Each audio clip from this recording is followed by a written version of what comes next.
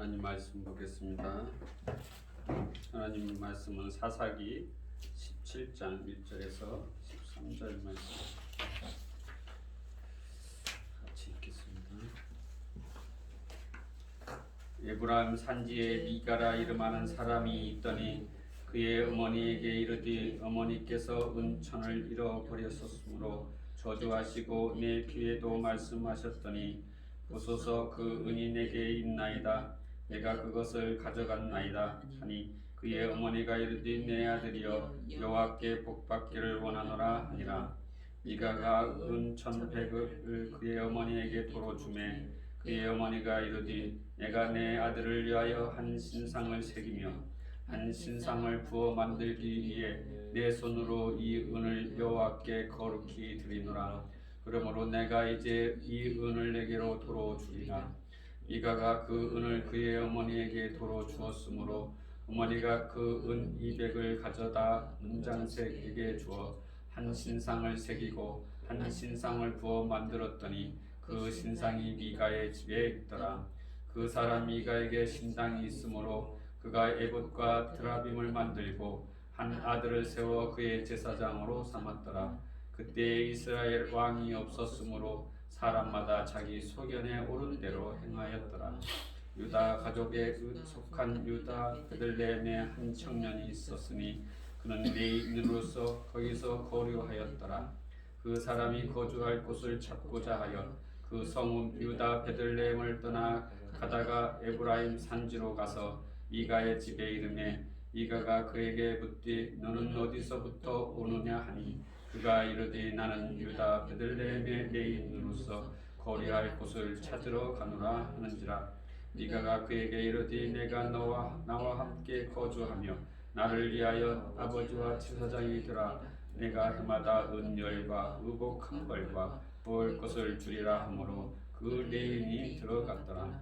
그 레인이 그 사람과 함께 거주하기를 만족하게 생각했으니 이는 그 청년이 미가의 아들 중 하나같이 됨이라. 미가가 그 레인을 거룩하게 구별하며 그 청년이 미가의 제사장이 되어 그 집에 있었더라. 이에 미가가 이르되 레인이 내 제사장이 되었으니 이제 여호와께서 내게 복 주실 줄을 아노라 하니라. 아멘.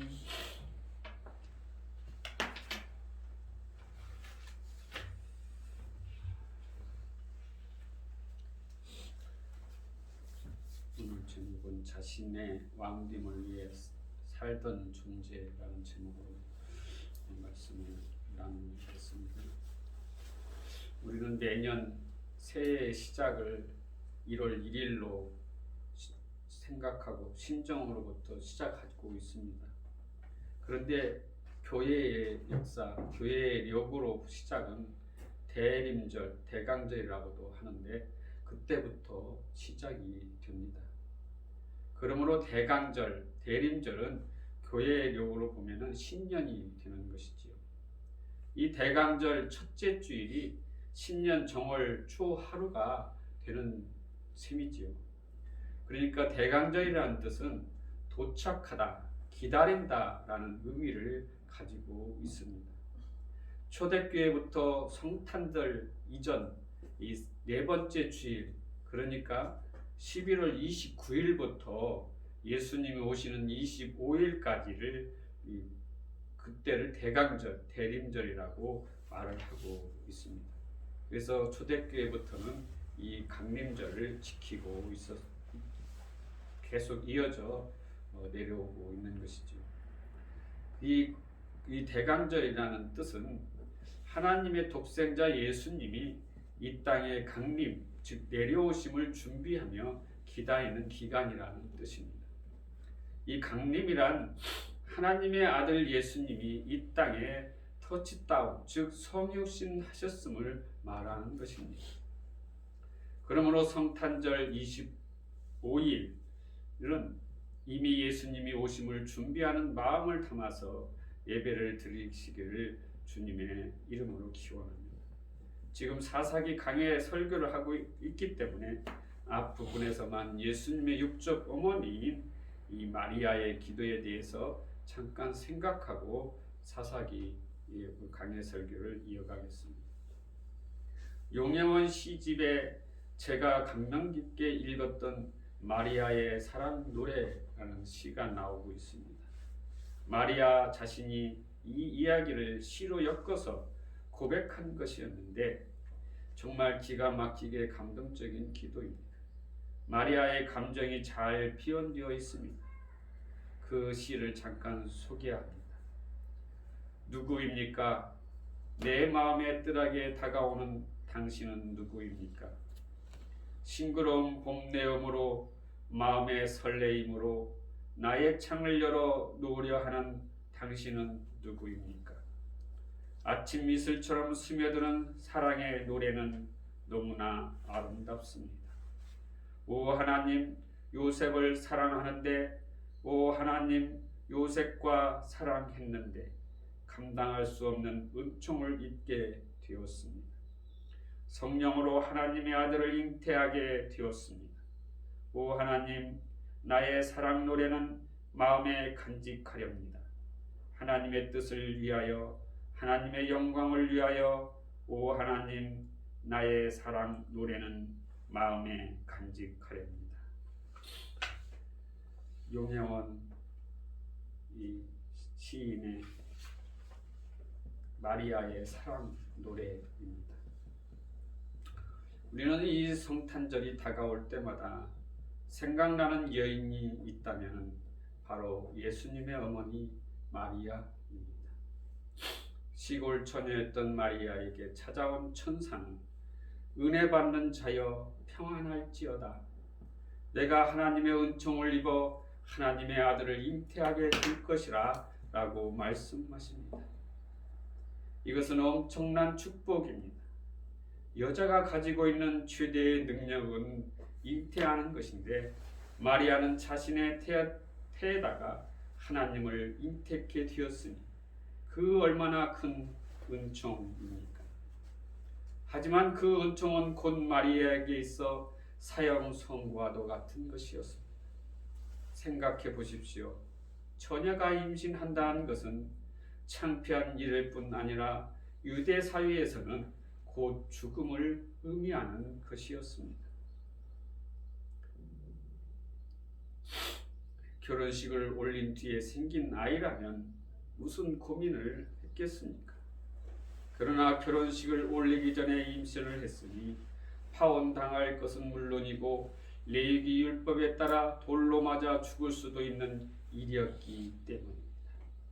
마태복음 1장 19절에 보면 마리아의 임신 사실을 알게 된 요셉은 조용히 파혼하기로 결정을 하고 있습니다. 요셉이 오해를 한 것이지. 그러나 성품이 온유한 요셉은 그것을 공개해서 문제 삼지 않고 조용히 처리하려고 했습니다. 마리아는 사랑하는 사람이 오해를 받고서도 변명할 수 없었습니다. 그런데 더 견디기 힘든 것은 태어날 아기가 장차 십자가의 고난 중에 죽게 될 것이라고 예언된 것입니다. 자신의 아들이 죽어가는 모습을 보아야 할 그 고통은 얼마나 큰 것입니까?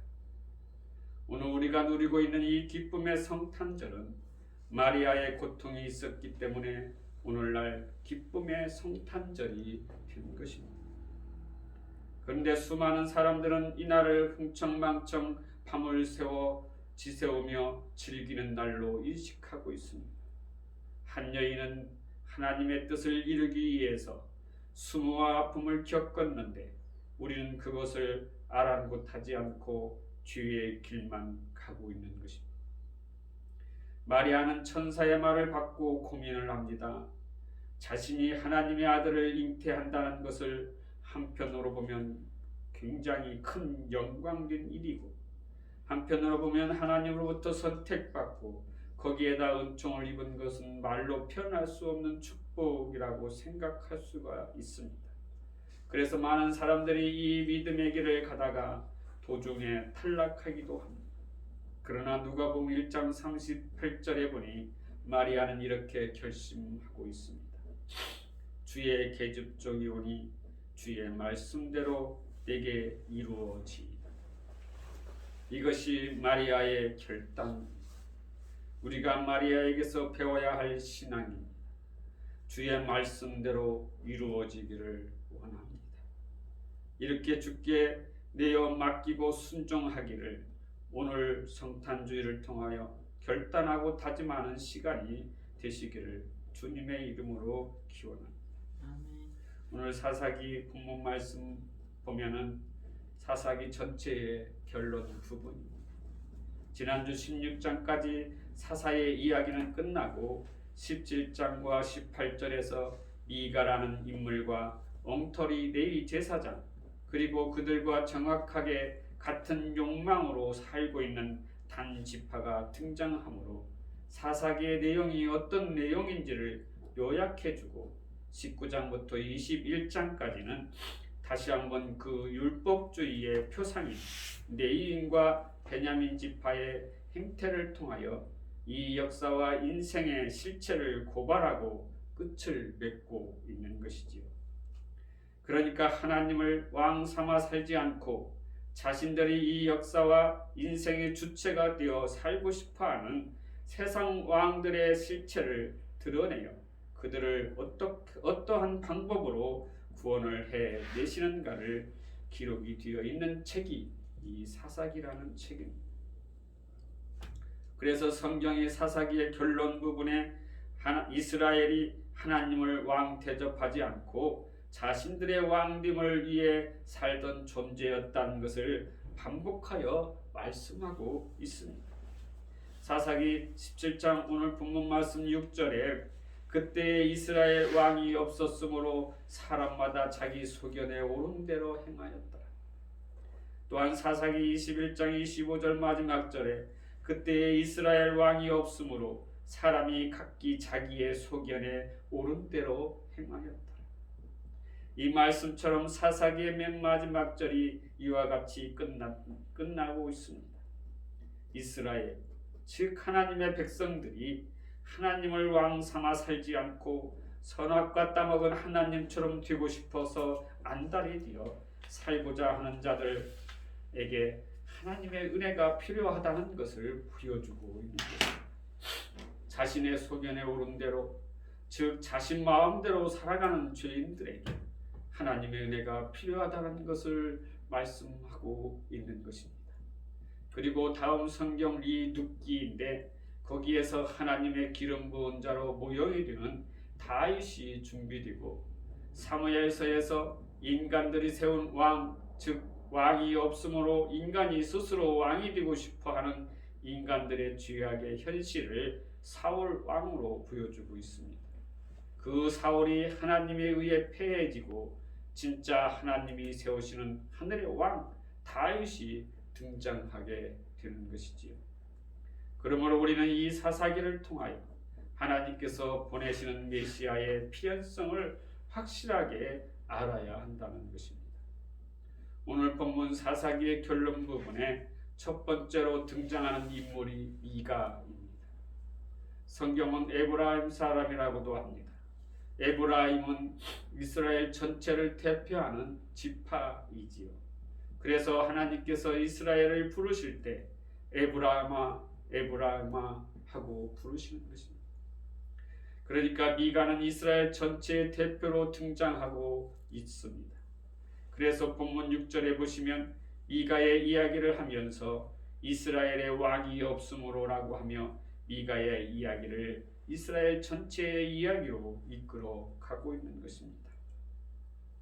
오늘 본문 말씀 5장 6절에 그 사람 미가에게 신당이 있으므로 그가 에봇과 드라빔을 만들고 한 아들을 세워 그의 제사장으로 삼았더라. 그때 이스라엘 왕이 없으므로 사람마다 자기 소견에 오른 대로 행하였더라. 그러므로 미가의 이야기는 이스라엘 이야기이며 그리고 우리들 즉 하나님의 백성들의 이야기라는 것입니다. 미가의 이야기는 이렇게 시작되지요. 미가의 어머니가 은 1,100냥을 잃어버립니다. 당시 은 한 냥이 노동자 나흘치의 임금이었습니다. 그러니까 1,100냥이면 4,400일을 일해야 벌 수 있는 돈이었습니다. 아주 큰 돈이었지요. 그런 큰 돈을 잃어버린 미가의 어머니가 그 돈을 훔쳐간 도둑을 저주합니다. 그런데 그 도둑이 다른 사람이 아니라 아들 미가였습니다. 미가가 가만히 옆에서 듣다 보니 자기 엄마가 여호와의 이름으로 자기를 저주하고 있는 것입니다. 그러자 미가가 그 자리에서 어머니에게 이슬 짓고 말하지요. 내가 가져갔다고 말하는 것이지. 그러자 저주를 받으면 안 되니까 아들은 어머니에게 이렇게 고백을 한 것입니다. 그 저주받은 도둑놈이 자기 아들이라는 것을 밝혀지자 그 엄마는 태도가 바뀝니다. 2절에 보시면 그의 어머니께서 은천백을 잃어버리셨으므로 저주하시고 내 귀에도 말씀하셨더니 보소서 그 은이 내게 있나이다. 내가 그것을 가져갔나이다 하니 그의 어머니가 이르되 내 아들이 여호와께 복받기를 원하노라 하니라. 자신의 돈을 훔쳐간 도둑을 저주하던 어미가 그 도둑이 자기 아들이라는 것을 알게 되자 금방 마음이 변해서 내 아들이 여호와께 복받기를 원하노라 라고 말을 하고 있습니다. 인간에게 있어서 자식들은 곧 자기 존재이지요. 자기 존재의 확장이 아들 자식인 것입니다. 아들이 저주받는다는 것은 그러므로 자신 또한 저주받는 것이기 때문에 그것을 말을 바꾸고 있는 것입니다. 미가의 어머니처럼 자신이 원하는 기도를 하며 하나님은 다 들어주시는 하나님처럼 하나님을 모욕하고 있는 것입니다. 하나님은 그러한 하나님이 아니십니다. 지금의 교회에서 미가의 어머니처럼 기도하는 교회가 대부분인 것입니다. 하나님의 영광을 위하여 자신의 삶을 하나님을 왕으로 보시고 살아야 하는 교회가 자신을 왕으로 자신 마음대로 자신의 소견 즉 자신의 옳은 대로 행하는 이 지금의 교회의 모습인 것입니다. 이것이 교회이고 이것이 성도이지요. 그것을 은혜로 덮고 있는 것이 하나님의 섭리이고 사랑입니다. 그래서 이 땅에 하늘 보좌를 버리시고 오신 분이 예수 그리스도이십니다. 우리의 죄 가운데 있는 자신들을 왕으로 삼고 살아가자고 하는 자신의 소견대로 자기 마음대로 살아가는 이 교회의 모습을 보시고 이 성도들을 보시고 하나님께서는 하늘 보좌를 버리시고 이 땅에 오신 이 땅에 오신 것입니다. 그분이 예수 그리스도이십니다. 이 예수님을 이 땅에 오심을 기뻐하고 즐거워하고 환영하고 그분을 모시고 삶을 살아가시기를 주님의 이름으로 축원합니다. 기도하겠습니다. 아멘. 사랑의 아버지 하나님,